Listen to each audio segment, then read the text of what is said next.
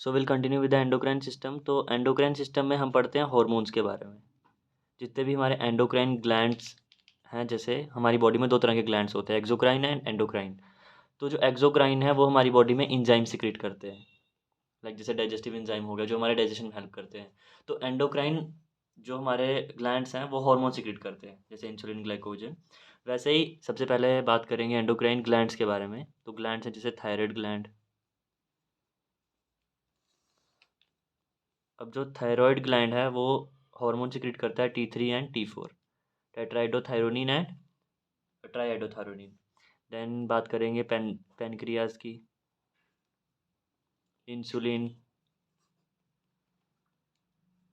Glucagon. Then hypothalamus,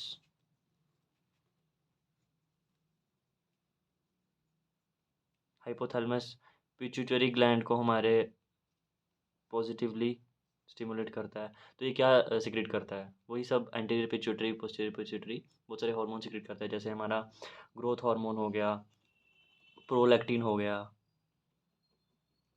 then एड्रीनोकोर्टिकोट्रॉपिक hormone, corticosteroids, वो सब। Then follicle stimulating hormone, luteinizing hormone. फिर जो पोस्टीरियर पिट्यूटरी है वो सिक्रेट करती है वैसोप्रेसिन, जिसको हम ADH बोलते हैं, ऑक्सीटोसिन। फिर हमारे जैसे बाकी ग्लैंड्स आ जाते हैं, पीनियल ग्लैंड और गोनैड्स की बात करेंगे, जैसे हमारे male sex hormone, female sex hormone, जिसमें आ जाएगा टेस्टोस्टेरोन, प्रोजेस्टेरोन,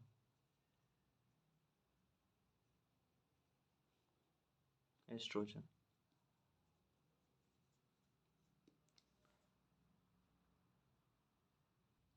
सो इस चैप्टर में बेसिकली हम स्टेरॉइड्स पढ़ेंगे। स्टेरॉइड कौन कौन से आते हैं, जैसे हमारे गोनैड्स हो गए। देन उसके बाद हम पढ़ेंगे कोर्टिकॉइड्स, ठीक है, जिसमें हमारे मिनरलोकॉर्टिकॉइड, ग्लूकोकॉर्टिकॉइड्स आएंगे। तो ये हो गया एंडोक्राइन सिस्टम के बारे में। एंडोक्राइन सिस्टम में हम एंडोक्राइन ग्लैंड्स को पढ़ रहे हैं जो हार्मोन सिक्रेट कर रहे हैं, जो हमारी बॉडी के लिए ग्रोथ, रिप्रोडक्शन, डेवलपमेंट उस सब में काम आते हैं। ठीक है, ये सब, ये ग्रोथ, डेवलपमेंट, रिप्रोडक्शन सब के लिए बहुत ज़रूरी है। सो हम इसके बारे में पढ़ेंगे डिटेल में। तो सबसे पहले हम देख लेंगे इसका नोमेनक्लेचर और स्टीरियोकेमिस्ट्री। सबसे पहले स्टीरॉइड्स स्ट्रक्चर क्या होता है। So will start with the steroids. तो अब स्टीरॉइड्स का नोमेनक्लेचर, स्टीरियोकेमिस्ट्री देख लेते हैं। पहले स्टीरॉइड्स का स्ट्रक्चर क्या होता है। तो स्टीरॉइड्स जो हैं वो हैं साइक्लोपेंटेनो, साइक्लोपेंटेनो से साइक्लोपेंटेन, फिनांथरीन डेरिवेटिव्स। इसका क्या मतलब हुआ, हमारी फिनांथरीन रिंग सबको पता है, लाइक दो रिंग होती है इस तरीके से, बस इसमें डबल बॉन्ड होता है। तो यहाँ पे इसमें डबल बॉन्ड नहीं होगा, उसके साथ साइक्लोपेंटेनो होगा, यहाँ पे आएगा फिनांथरीन डाईहाइड्रो डेरिवेटिव्स, क्योंकि इसमें कोई भी हमारा डबल बॉन्ड नहीं है। देन हमारी आ जाएगी लास्ट में पेंटेन रिंग। तो ये बेसिकली ये मेन स्ट्रक्चर है स्टीरॉइड्स का। तीन साइक्लोहेक्सेन रिंग है जिसको हम फिनांथरीन बोलते हैं, तो ये डाईहाइड्रोफिनांथरीन हो गया। उसके बाद आ जाता है एक साइक्लोपेंटेन स्ट्रक्चर। अब इसकी हम नंबरिंग कैसे करते हैं, तो यहाँ से 1 2 3 4 5 6 7 8, अब इस तरफ 9, देन दिस कार्बन इज 10, ये वाला। फिर यहाँ से चलेंगे 11 12 13 14 15 16 17। तो कितने कार्बन हो गए, 17। तो अगर कार्बन 17 होंगे तो इस रिंग को हम बोलेंगे गोनेन। वहीं अगर मैंने कार्बन बढ़ा दिए, कार्बन 18 कर दिए, कार्बन 19 कर दिए, तो क्या बोलेंगे, 18 करे तो हम बोलते हैं ईस्टरेन, जो एस्ट्रोजन डेरिवेटिव है, जो फीमेल सेक्स हार्मोन है। तो एस्ट्रेन वगैरह इसी के डेरिवेटिव है, जिसमें कार्बन एक बढ़ जाता है तो हो गया एस्टेरेन। 19 कर दिए तो क्या होगा, तो होगा एंड्रोजन्स, जैसे हमारा टेस्टोस्टेरोन आता है, ये याद रखना है। देन कार्बन 20 नहीं होते, 21 होते हैं, वो 20 वाला एक्सेप्शन है। तो 21 वाला आ जाता है प्रेग्नेंट डेरिवेटिव्स। सो ये C19 वाला एंड्रोस्टेन होता है। तो ये वाला फीमेल है, ये वाला मेल है एंड्रोस्टेन वाला, ठीक है, जिसमें टेस्टोस्टेरोन आएगा।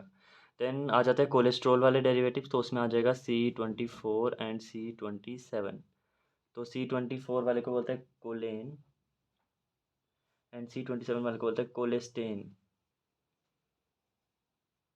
अब ये तो देख लिया कि कार्बन आते हैं, लेकिन कार्बन लगाएंगे कहाँ? 17 तो यहाँ पे लगा दिए, तो जो हमारा 18 और 19 कार्बन है, 18 वाला यहाँ लगेगा, ये पोजीशन 13 वाला कार्बन, तो ये 18 वाला यहाँ लगता है और 19 वाला यहाँ पे, तो ये होगा कार्बन नंबर 18, ये होगा कार्बन नंबर 19।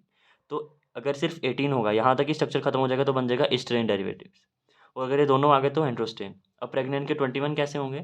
तो उसके लिए हम यहाँ पे 2 कार्बन लगा देंगे, वो प्रेग्नेंट डेरिवेटिव्स आ जाते हैं। तो ये जो कार्बन आ गया हमारा, ये हो गया 20 एंड 21। ये हो गया बेसिकली इसका मेन स्ट्रक्चर और इसके बारे में थोड़ा सा इन्फो। अब देखते हैं इसका SAR, इसका नॉमेनक्लेचर। पहले नॉमेनक्लेचर देख लेते हैं, SAR बाद में देखेंगे।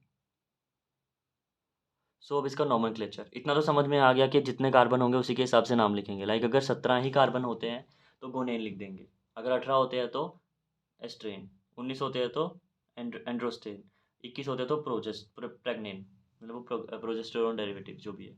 सो अब यहाँ से अगर मैं मान लूँ मैंने यहाँ पे 6 पोजीशन पे एक ग्रुप जोड़ दिया, लाइक अगर एक तो होगा, अगर मैं अबव द प्लेन जोड़ रहा हूँ तो मैं वेज शेप में जोड़ूंगा, तो उसको बोलते हैं बीटा ओरिएंटेशन। एक होती है अल्फा ओरिएंटेशन,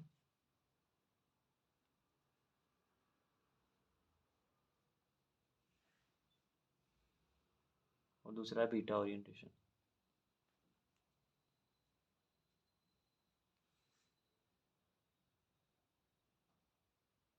अब अल्फा ओरिएंटेशन में क्या रखूँगा? जो कार्बन बिलो द प्लेन है उसको रखूँगा, और बीटा में अबव द प्लेन। अब जो बिलो द प्लेन है उसको मैं डॉटेड लाइन से रखता हूँ,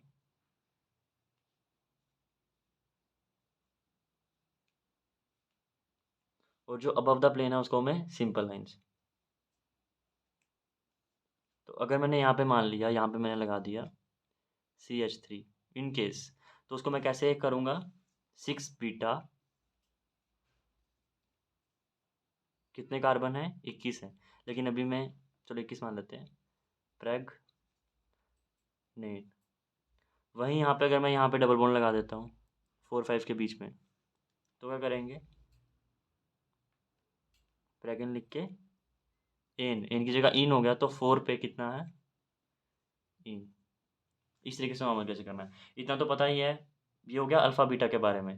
डबल बॉन्ड के बारे में पता है कैसे लिखना? प्रेग्नेन, एस्ट्रेन, एंड्रोस्टेन, वो सब डेरिवेटिव पता चल जाएगा कितने कार्बन का वो है। सो मैंने क्या बोला? अगर डबल बॉन्ड होगा तो लिखेंगे जिस पोजीशन पे है, जैसे 4 पोजीशन पे तो डेल्टा 4। लेकिन अगर मान लो ये 4 5 ऐसे कॉन्जिक्यूटिव वे में नहीं है, 5 और 10 के बीच में, तो क्या करेंगे? Double bond 5, delta 5 and bracket में 10, कि ये 5 और 10 के बीच में है, ठीक है। ये हो गया इसके डबल बॉन्ड का नॉमेनक्लेचर। दूसरा मैंने क्या बोला? अल्फा और beta oriented. Alpha beta oriented के लिए जैसे हमने क्या किया, अगर मैंने यहाँ पे कोई ग्रुप लगा दिया, जैसे मैं यहाँ पे, अभी हम 19 को हटा देते हैं और 21 को हटा देते हैं। सो यहाँ पे अगर मैं जोड़ दूँ H, तो ये क्या हो जाएगा?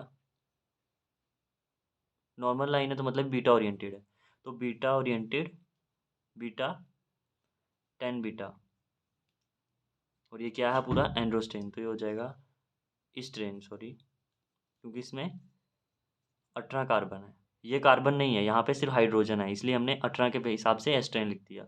और डबल बॉन्ड था इसलिए एस्ट्रेन करके कितनी पोजीशन पे है? 5 और 10 पे, तो 5 के ब्रैकेट में 10 इन स्टेरेन, ठीक है। ये होगा बेसिक। उसके बाद आ जाता है अगर कोई कार्बन मिसिंग हो। सो नेक्स्ट अगर मैं क्या करूँ, इसी रिंग में कार्बन कोई मिसिंग हो जाए, लाइक यहाँ पे मैंने कार्बन बनाया 18, इस कार्बन को मैं यहाँ पे H कर दे रहा हूँ और यहाँ पे CH3 कर रहा हूँ, तो ये 18 नंबर थी, पोजीशन चेंज नहीं होगी, इसको 19 नंबर ही मिलेगा। तो 18 वाला मिस हो गया। तो अगर कार्बन मिसिंग है तो मैं लिखूंगा नॉर, तो मैं इसको लिख दूंगा 18 नॉर। ठीक है। और अगर यहाँ पे रिंग इनलार्जमेंट हुई है, या रिंग कह सकते हैं रिंग छोटी होगी, जैसे ये रिंग जो है वो हेक्सेन की थी, अब ये पेंटेन की कर दी, तो अगर मैंने रिंग तोड़ दी या रिंग थोड़ी सी रिंग से कोई कार्बन मिस है, रिंग मिसिंग, तो क्या करेंगे, जैसे ये मान लेता हूँ मैं,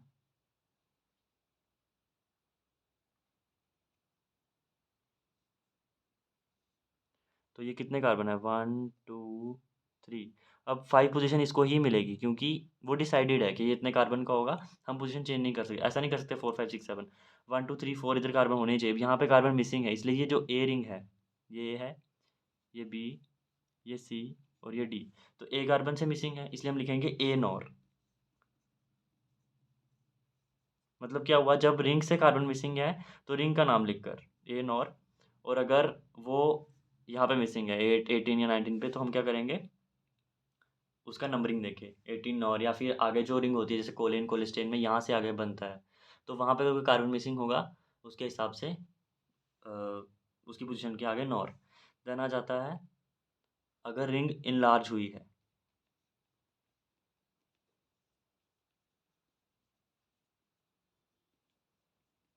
इनलार्ज का जाने क्या मतलब, यहाँ पे जो है एक कार्बन हम बढ़ा देंगे।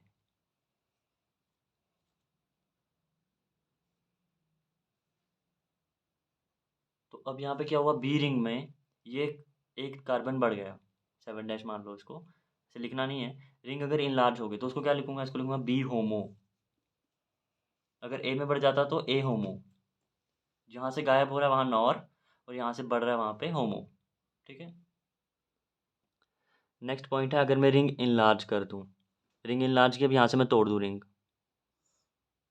ठीक है, और यहाँ पे मैं ग्रुप लगा दूँ कोई ऐसे एंड ऐसे। तो अगर मैंने रिंग तोड़ दी,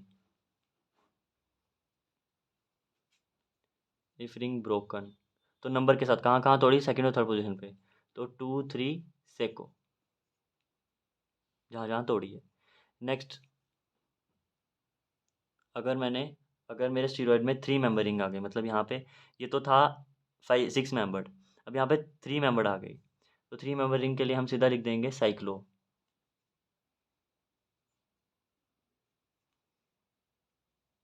ठीक है, या फिर मतलब इसके बाद जब ये बन जाता है यहाँ पे, उसके बाद ये जो ग्रुप है ये ना लगे, यहाँ पे 3 मेंबर को रिंग ऐसे लग जाए, ठीक है, साइक्लो, तो 2 3 पे आ जाएगा साइक्लो।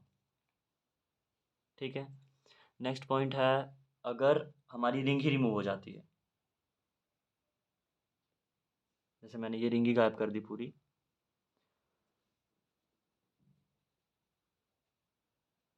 तो अब जो ए रिंग है वो गायब हो गई है, पर नंबरिंग कहाँ से शुरू हो रही है, 5 से ही शुरू हो रही है। सो ये क्या हो जाएगा, डेस। अगर रिंग गायब है, इफ रिंग रिमूव्ड, तो लिख देंगे डेस ए। ठीक है, ये हो गया इसका नॉमेनक्लेचर के थोड़े से रूल्स। मेन रूल क्या है, नंबरिंग पता होनी चाहिए और उसका पता होना चाहिए कि ये कौन सी रिंग है। उसके बाद डबल बॉन्ड की पोजीशन कैसे लिखनी है, ब्रैकेट में लिखनी है, और ये कौन सा डेरिवेटिव है, लाइक ये एंड्रोस्टेन है, एस्ट्रेन है, या फिर प्रेग्नेन है, वो ज़्यादा ज़रूरी है। सब स्टेरॉइड्स का नॉमेनक्लेचर देख लेते हैं। जैसे अभी 3 स्ट्रक्चर मैंने लिए, तीनों में क्या है, दिस इज फिनांथ्रिन रिंग, जो कि पर हाइड्रो, डाईहाइड्रो नहीं था, पर हाइड्रो था। पर हाइड्रो साइक्लोपेंटेन डेरिवेटिव्स हैं ये तीनों। अब यहाँ पे हम तीनों का स्ट्रक्चर बनाएंगे, एस्ट्रोजन, प्रोजेस्टेरोन और टेस्टोस्टेरोन, और उसका नॉमेनक्लेचर देख लेंगे कैसे नॉमेनक्लेचर उसको देना है। तो ये मैंने मान लिया, हमें पता है यहाँ से शुरू होता है, जैसे मैंने मान लिया इसको दे देते हैं 1 2 3 4 5 6 7 8 9 10 10 11 12 13 14 15 16 17। तो अब अगर मैं यहाँ पे ओ OH जोड़ देता हूँ, ओ OH मतलब ये बीटा वाला है, ठीक है। ओ OH जोड़ने के बाद सबसे पहले एस्ट्रोजन का बनाते हैं, तो एस्ट्रोजन में यहाँ पे एक कार्बन होता है, 17 के बाद 18, दिस इज 18 पोजीशन, और यहाँ पे हमारा डबल बॉन्ड ओ, और ये रिंग एरोमेटिक होती है, जबकि टेस्टोस्टेरोन और प्रोजेस्टेरोन में एरोमेटिक नहीं होती है। तो एंड्रोजन में क्या है, OH, यहाँ पे CH3, ये 18 पोजीशन है। तो 18 पोजीशन पे क्या है, CH3 ग्रुप, तो ये हो गया एस्ट्रेन डेरिवेटिव्स। तो उसका नॉमेनक्लेचर देख लेते हैं, पहले लिख देते हैं ये है क्या है, एस्ट्रोजन। एस्ट्रोजन वो देख लेते हैं। तो यहाँ पे क्या है, एरोमेटिक है, और ये कौन सी पोजीशन है, 1 2 3, तो ये आ जाएगा 18 17, तो हो जाएगा 17 बीटा हाइड्रोक्सी। ठीक है, और 3 पे क्या है, केटो। तो ये डबल बॉन्ड नहीं है, डबल बॉन्ड टेस्टोस्टेरोन प्रोजेस्टेरोन में आएगा, यहाँ पे OH है। तो ये क्या हो जाएगा, 1 2 3, 3 पोजीशन पे एंड 17 पोजीशन पे हाइड्रोक्सी ग्रुप है। तो 3 बीटा 17 बीटा हाइड्रोक्सी की जगह आ जाएगा डाईहाइड्रोक्सी। देन कौन सा डेरिवेटिव है ये, एस्ट्रेन, तो हो जाएगा एस्ट्रेन। उसके बाद कहाँ कहाँ पे डबल बॉन्ड है, 1 2 3 4, तो ये आ जाएगा हमारा, थोड़ा सा रिंग ऐसे जा रही है, इसको ऐसे बना देते हैं। तो ये आ जाएगा 1 2 3 4 5, तो किस किस के बीच में है, 1 पे है, 3 पे है, और 5 के साथ है, लेकिन 5 और 10 के बीच में है, ये पोजीशन है हमारी 10। तो देगा 5 के ब्रैकेट में 10 ट्राई इन, ये हमारा एस्ट्रोजन का स्ट्रक्चर। दूसरा है टेस्टोस्टेरोन का, तो इसका सिंपल है क्या, सो इसमें क्या है, डबल बॉन्ड, प्रोजेस्टेरोन में भी डबल बॉन्ड, यहाँ पे डबल बॉन्ड हो, यहाँ पे भी डबल बॉन्ड हो, ठीक है। यहाँ पे है OH, यहाँ पे भी OH, मैंने बोला था यहाँ पे क्या है, 17 पोजीशन है ये, तो 18 19, यहाँ पे भी 18 19, बट यहाँ पे 21 कार्बन होते हैं, तो यहाँ पे हमारे 2 कार्बन और आएंगे, किसमें, प्रोजेस्टेरोन में, कुछ इस तरीके से, और यहाँ पे भी डबल बॉन्ड होता है। ठीक है, तो ये हो गया हमारा प्रोजेस्टेरोन का स्ट्रक्चर, ये हो गया हमारा टेस्टोस्टेरोन का।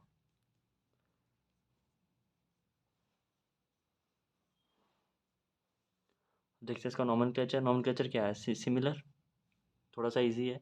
इसमें क्या है, 17 पे OH है, तो 17 बीटा हाइड्रोक्सी एंड्रो, क्योंकि एंड्रोस्टेन डेरिवेटिव है, तो एंड्रोस्टेन, ए नहीं लिखेंगे क्योंकि यहाँ पे डबल बॉन्ड है, तो 1 2 3 4, फोर्थ पोजीशन पे, 4 5 पे है, तो 4 5 4 इन, एंड ये कितनी पोजीशन पे, थर्ड पे, ये 3 ऑन, टेस्टोस्टेरोन का स्ट्रक्चर होगा। तीसरा ये है हमारा प्रोजेस्टेरोन का, सिमिलर आएगा लेकिन कार्बन ज़्यादा है, ये कौन कौन सा कार्बन है, 20 और 21, इसकी वजह से इसको प्रेग्नेंट नाम देंगे। इसका नीचे लिख देते हैं 3 ऑन, और यहाँ पे था ट्राई इन, तो प्रोजेस्टेरोन का क्या हो जाएगा,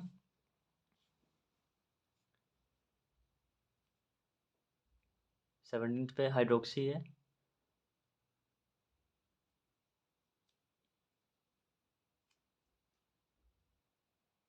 सो इसमें बीटा ओरिएंटेशन था, इसमें ये नहीं आएगा, तो आ जाएगा ये प्रेग्नेंट, सीधा प्रेग, 4 5 1 2 3 4, तो 4 पे है इन, और यहाँ पे थर्ड पोजीशन पे एंड 21 पोजीशन पे डाई ऑन, ये प्रेग्नेंट का, ये टेस्टोस्टेरोन का, और ये एस्ट्रोजन का।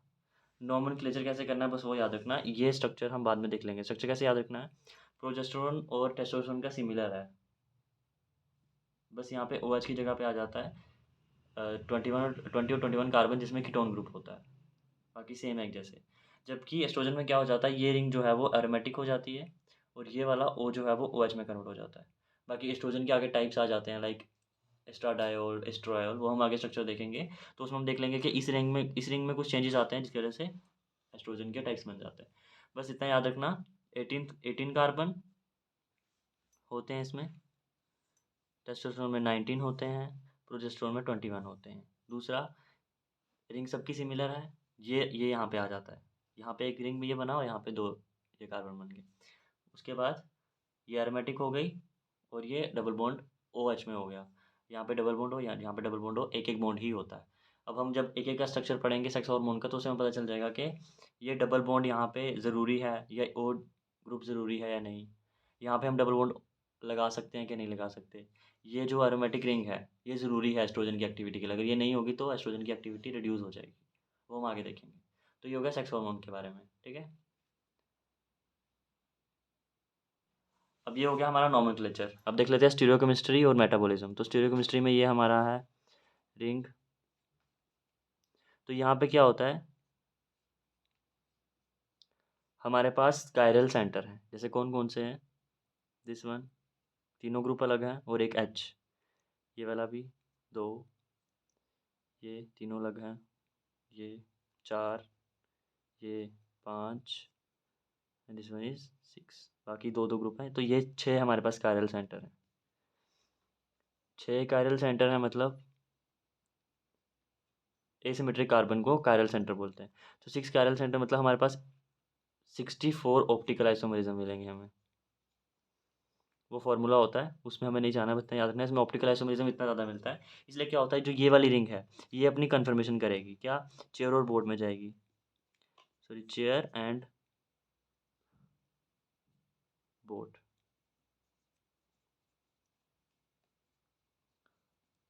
अब चेयर और बोर्ड में कौन सी ज़्यादा स्टेबल होती है, चेयर वाली। तो चेयर फॉर्म ज़्यादा स्टेबल है। तो मतलब जो हमारे ये टेस्टोस्टेरोन है या स्टीरॉइड्स हैं, ये मैक्सिमम चेयर कन्फर्मेशन में रहते हैं। चेयर कन्फर्मेशन कैसे होती है, दिस वे, एंड बोर्ड कैसे होती है, ऐसे, ठीक है। 6 कार्बन है तो इस तरीके से, मतलब ये बोर्ड वाली इस शेप में होगी, यहाँ पे ये जो रिंग है वो इस शेप में चली जाएगी। तो ये चेयर वाली ज़्यादा स्टेबल होती है। ये होगा इसकी स्टीरियोकेमिस्ट्री के बारे में।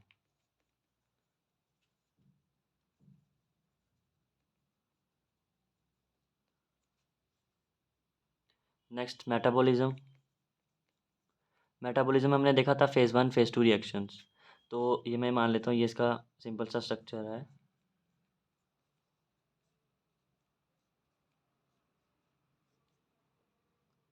ठीक है। तो अब क्या होगा, यहाँ पे मैंने मान लिया इनकेस यहाँ पे डबल बॉन्ड देखा था हमने, मैक्सिमम में डबल बॉन्ड होता है, यहाँ पे OH होता है। तो ये जो 2 ग्रुप हैं और यहाँ पे डबल बॉन्ड होता है, ठीक है। तो अब यहाँ पे फेज़ 1 फेज़ 2 रिएक्शन होगी। फेज़ 1 फेज़ 2 रिएक्शन में क्या होता है, यही OH ग्रुप लग जाना। तो यहाँ पे OH ग्रुप लग जाएगा, यहाँ पे लग जाएगा, यहाँ पे लग जाएगा, यहाँ पे इन दोनों की रिडक्शन हो जाएगी, रिडक्शन ऑफ डबल बॉन्ड। फिर उसके बाद यहाँ पे OH ग्रुप लग जाएगा, यहाँ पे जितने भी कार्बन की जगह वहाँ पे OH ग्रुप लग जाएंगे। हाइड्रोक्सिलेशन हम पढ़ते हैं ना, तो ये सब क्या है, फेज़ 1 रिएक्शंस हैं। अब फेज़ 2 रिएक्शन क्या है, फेज़ 2 रिएक्शन O को पकड़ेगी, तो इस O पे आएगा वो, और यहाँ पे सल्फेट ग्रुप लग जाएगा, या फिर ग्लूकोरोनिडेज, ग्लूकोरोनिडेशन बोलते हैं जिसको। तो यहाँ पे ग्लूकोरोनिडेज वाला ग्रुप लग जाएगा, जिससे मेटाबॉलिज्म बढ़ जाता है, मतलब ये जल्दी एक्सक्रीट आउट हो जाता है। तो ये जो है ये क्या है, फेज़ 2 रिएक्शन है ये वाली। तो ये कहाँ कहाँ पे होती हैं, कार्बन अगर 1 2 3 कार्बन पे और कार्बन नंबर 17 पे, जहाँ पे हमें OH ग्रुप जुड़ेगा, ठीक है। तो यहाँ पे भी हमें फेज़ 2 रिएक्शन देखने को मिलेगी। फेज़ 2 रिएक्शन फेज़ 1 कहाँ देखने को मिली है, ये। तो ये किस तरीके से होती है, या तो हम क्या करें, रिडक्शन कर दें डबल बॉन्ड का, या फिर ग्लूकोनेशन सल्फोनेशन एंड ग्लूकोरिनेशन कर दें। और ये कहाँ पे होती है मेटाबॉलिज्म, सबको पता है लिवर में होती है और किडनीज में होती है, ठीक है। ये इसकी लोकेशन है।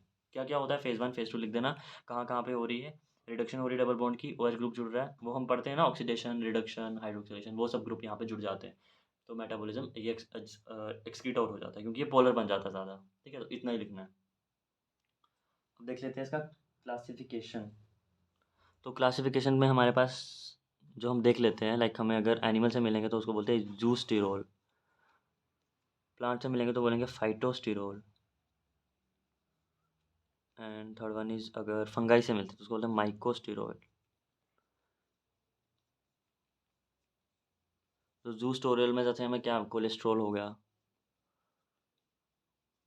देन आ जाता है फाइटोस्टेरोल में सीटोस्टेरोल।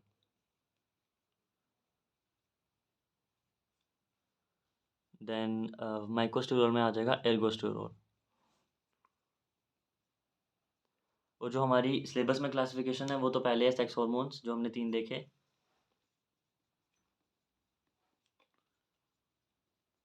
नेक्स्ट सेक्स हार्मोन के बाद देखेंगे हम drugs for erectile dysfunction. Erectile dysfunction को ट्रीट करने के लिए जो हम ड्रग यूज़ करते हैं, लाइक सिल्डेनाफिल वगैरह। Then oral contraceptives.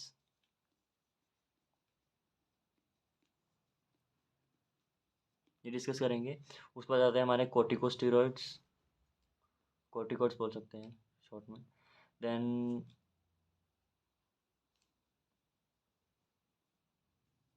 Last one is thyroid hormone. तो ये सब हमें इस चैप्टर में पढ़ना है। ये तो थायराइड हार्मोन जो है वो हमारा इसमें आता नहीं है, लेकिन ये जो हार्मोन्स हैं, स्टेरॉइड्स हो गए, थायराइड हार्मोन हो गए, ये सब, तो ये सीधा, ये जो हार्मोन्स हैं लाइक स्टेरॉइड्स होते हैं और थायराइड में आ जाता है T3 T4। तो ये करते हैं सीधा साइटोसोल से, मतलब साइटोप्लाज्म से एंटर करके न्यूक्लियस में जाते हैं। न्यूक्लियस में क्या करते हैं, डीएनए के साथ बाइंड करके जो भी है प्रोटीन सिंथेसिस करेंगे। प्रोटीन सिंथेसिस करेंगे तो इनका जो है हमें मैकेनिज्म एक्शन देखने को मिलता है। ठीक है, प्रोटीन की वजह से, प्रोटीन सिंथेसाइज होने की वजह से। तो थायराइड हार्मोन हम इसलिए इसके साथ पढ़ते हैं, अदरवाइज थायराइड हार्मोन का स्ट्रक्चर स्टीरॉयडल नहीं है।